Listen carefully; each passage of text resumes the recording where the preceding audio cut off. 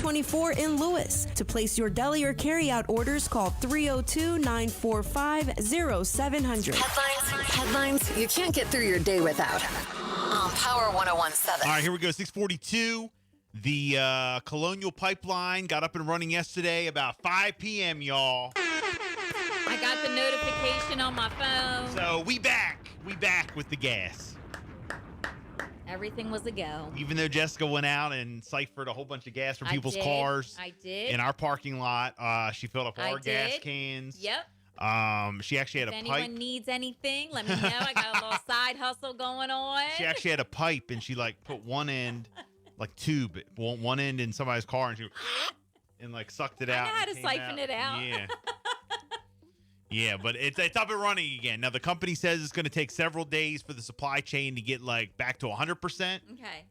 But it's back at some percent. Every day it gets more and more. So, look, we're good. Okay? Yes, we're fine. There was no problems yesterday on my way home, and I passed 15 gas stations, except for one, which is right by the radio station. It had cones up, but that doesn't necessarily mean they were out of gas because of this situation. I don't know, but the rest of them, they weren't even busy. We should call just out of curiosity. Just to see? Ask them. See what's going on. Okay. All right, go ahead. Can you do that? Yeah. All right. Sure. Let's call them. Hold on. The Exxon. Yeah, but a couple days they said it's going to take.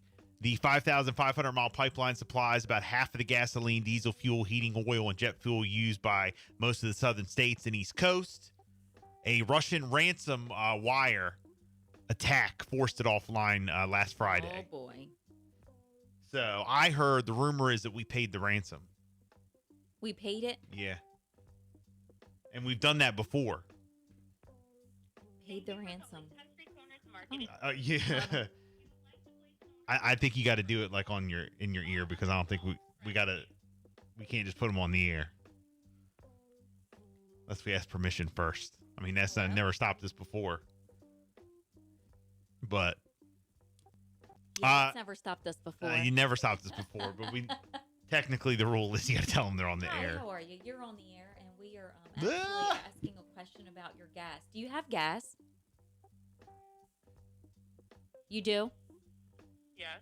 We saw cones yesterday. Okay, when we were there yesterday, there was cones out front. Is everything good? Yeah, they were doing an update on all the systems. Perfect. So it's not the shortage. All right, so it's not anything about the shortage or anything like that. Right. Okay. Thank you. Thank you. Bye. Yep. Hi, you're on the air. No, that's it. That's all you got to do. That's it. As long as you say that, we're good. You're on the air. Yeah. Hi, you're on the air. Yeah. And then they don't even know what you're talking about. But yes. So it had nothing to do. I told you that they place. Were doing an update. I told you that place down there. Yeah. Yeah. All right. So we're all good, guys. Come on. No gas shortage. If anyone does need anything, just let me know. Right. Consumer prices rose 4.2% in April over the year before. That was even worse than expected. The increase of the consumer price index is the biggest in 12 years. Government economists insist that the price increases will settle down later this year. I hope so. They say the main cause is reopening the economy. Mm-hmm. So no matter, who's in office and all that, they say that it would have happened anyway because of, we were closed for so long and now we're reopening and then there you go. But here's what we're paying more for. You ready? The average gas price rose 49.6%. Yeah, this is the highest it's been since 2014. Fuel prices are up 37.3%. Used car and truck prices are up 10%. Food prices were slightly up at 0.4. So not too much. It's the gas and the used car and truck prices. And also prices for housing, lodging, airline, car insurance, and furniture all rose as well. Yeah. I saw a couple statuses yesterday talking about, I don't care if gas is $10 a gallon this summer. We're going. We still going out. Yeah. Yes. I saw the exact same thing. I said, look, I know that's right. Yes. Y'all been in for a year. Yep. Y'all still going. I don't care if gas is $15 a gallon. We gone. We ain't staying in. Shoot, we stayed in long enough. We are out of here. Yes. So there you go. The gas shortage, just a quick little social media panic. We're all good to go. Okay? So, also, Huge news yesterday out of Maryland. Governor Larry Hogan. All restrictions lifted in Maryland, indoor and out, starting on Saturday. Yes. And he even said the only thing that's left is wearing masks inside. But that will be lifted once 70% of the Maryland population has been vaccinated. Okay. Currently, in Maryland, 64 point whatever percent has gotten one shot of the vaccine.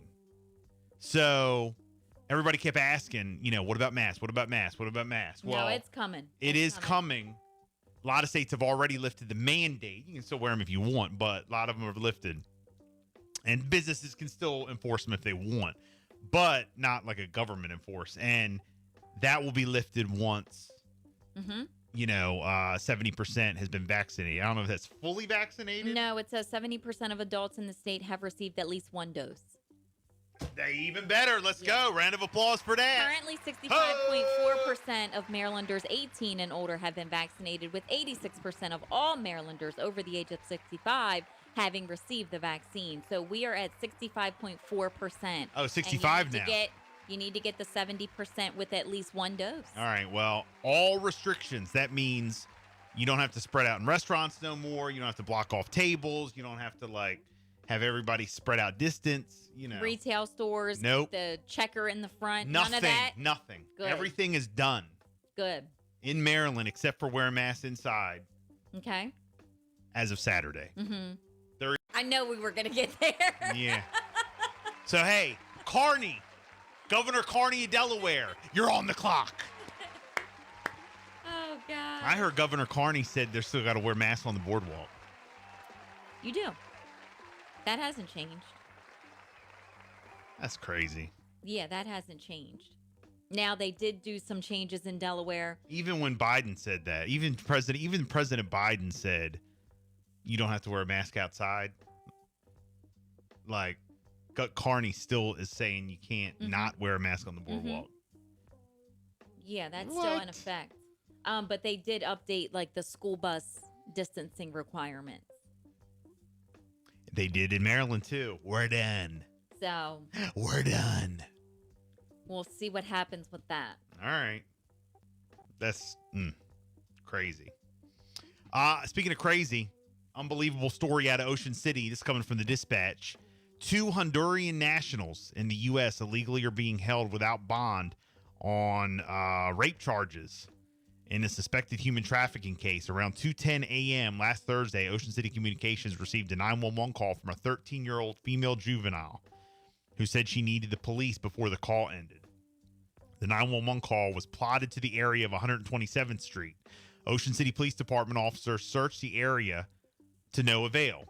About 40 minutes later, the same female juvenile called 911 again, and the call plotted to the area of 144th Street. The Fenwick Island Police Department located the juvenile walking north on Route 1, according to reports. 13-year-old. A background check revealed the female juvenile was listed as missing in Montgomery County and also listed as critically missing from Concord, California.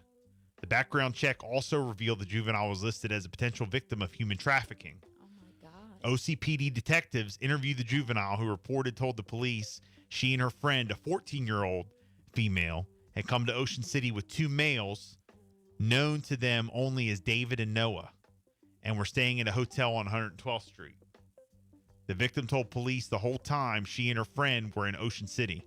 Noah and David had been trying to have sex with them, and one of them had a machete in the room. OCPD detectives met with the second juvenile victim at the hotel on 112th Street, who was in the second floor room by herself. The second juvenile victim reportedly told detectives she and her friend had come to Ocean City with 2 suspects, later identified as Bayron Oviedo Diaz, 22, and Onan Oviedo Diaz, 24, both of Silver Spring, Maryland. The second female juvenile reportedly told detectives she had sex with Bayron Oviedo Diaz 2 days earlier, and she didn't want to but felt obligated to, according to police reports. The victim told police Bayron Avito Diaz knew she was 14. The second female victim reportedly told police last Thursday Onan Avito Diaz pulled out a machete in the hotel room and told her if she didn't have sex with him, he was going to kill her, according to reports. The victim told police she and her friend ran from the hotel room for fear for their lives and walked north on Coastal Highway before they got separated somewhere before the Maryland-Delaware line. So that's the update out of OC. Oh, my God. But now the two girls. They got the girls. Yeah, they got them. Oh, thank God. Yeah. So crazy. Wow. If we, get any updates on that, we'll definitely let you know. But yes, right out of Ocean City, Maryland. And then also, I still don't have any updates on the person locked in the vehicle. We mentioned this earlier. Yeah.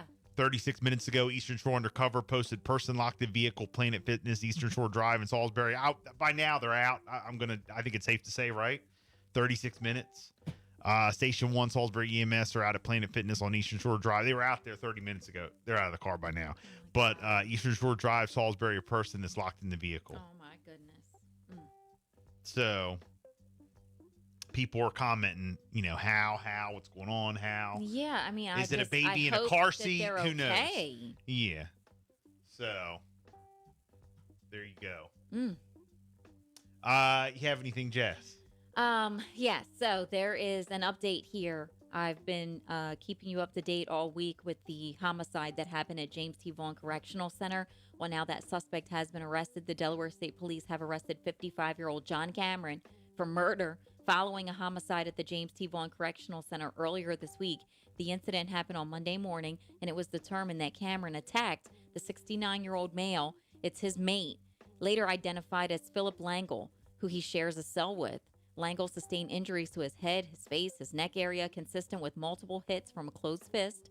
He also sustained injuries from an apparent stab wound, and he was pronounced dead at the scene. We are told that the autopsy did reveal that Langle's death was attributed to the injuries sustained to his head and neck from the attack, as well as asphyxiation, and the stab wound was not a contributing factor. So Cameron now has been arraigned, and he is remaining in custody at the Department of Correction on a $1 million cash bond. Apparently, he is reportedly already serving a life sentence for first-degree murder, and Langle was serving a 20-year sentence for first-degree rape of a minor. So that's the update there on that homicide that took place at James T. Vaughn Correctional. And then I was talking about Governor John Carney. You're on the clock, Carney. You're on the clock. With the school bus distancing requirements. That's going to take effect on May the 21st, starting for summer programming. The schools are going to follow the CDC guidance on school buses when transporting students, but there's a change that has been made, and they must have a 3 feet social distance between students on the bus, resulting in that number going up for the number of students that are allowed on school buses to 23. All right, so this should allow for more students to return to in-person instruction starting this summer. Okay. It is the Bill and Jessica show. It's 6:56. We're going to take a break, and after 7, we're going to go back live in the mix for Throwback Thursday. So get those requests in. You got a Thursday shout out. Let's go. Got an old school joint you want to hear, 302-858-5117. We'll go back live in the mix, and then after 7, probably about 7:20, 7:25 or so, we're going to talk about the NFL schedule that was leaked. Okay? So we'll get into that. We got Take It or Leave It coming up at 7:30. Here's all the details. Are you ready to take it